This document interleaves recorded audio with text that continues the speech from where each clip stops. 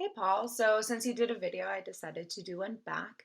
I really appreciated your discussion about global citizenry. I did actually learn or take Spanish in high school, but I wish I had the option of having been enrolled in a dual immersion school because my Spanish is no better now than it was probably the first year I took Spanish in high school. I think that kind of change in our society is interesting. I have a few friends who either teach in dual immersion schools, where students who are English only at home learn only Spanish, and then students that have English as their second language learn English, and the classes co-mix, and then they have separates, and it's an interesting and beneficial choice for students at the elementary school level that um, the English only students are learning that second language. The students as a second language have the chance to practice English, but at the same time, they're all one class.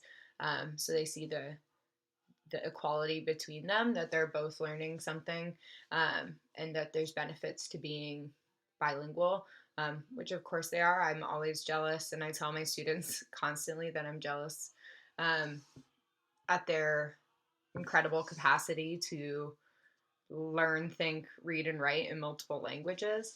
Um, so I think that schools that choose to ignore that incredible skill of their students and try to push them away from that is they're just losing something, and they're losing something that those students will need in the future, they'll want in the future.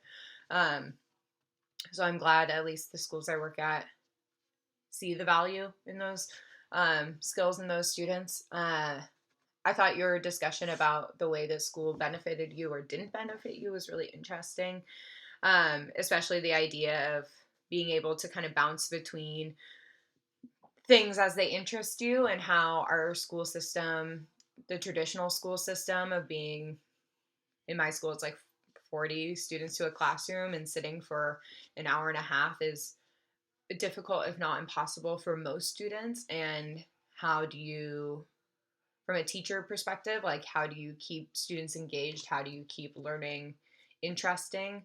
Um, because for most people, including myself, I struggle sitting for that long just listening to someone speak. You know, our even our classes where are on Zoom for 3 hours can be a struggle. So it's interesting to note that like the things that are a struggle for us is when we were students are still struggles for students, and like how do we learn to take our experiences and change and promote them for the people that we work with now, and for ourselves, to be successful in what we're choosing to do now and possibly later.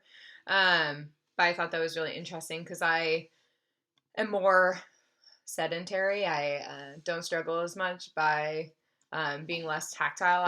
I'm an auditory learner most of the time, or visual. So listening to people tell a story can really hook me and engage me for hours upon hours. But for most students, that's incredibly difficult. And even for myself, it requires me, if I'm going to listen to an audiobook, I could do it for a long time, but I have to be doing something else. And the school systems, even now, don't promote that.